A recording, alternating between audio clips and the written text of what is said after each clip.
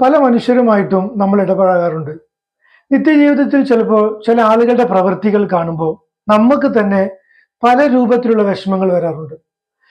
അപ്പോ അദ്ദേഹം നമ്മളോട് പറയുന്നൊരു വാക്ക് എന്താ വെച്ചാൽ, ഞാനല്ലേ ചെയ്യുന്നത്, അത് നിനക്കെന്താണ് ബുദ്ധിമുട്ട് എന്നുള്ളതാണ്. ഇവിടെയാണ് നമ്മൾ പഠിക്കേണ്ട വലിയ ഒരു വിഷയമുള്ളത്.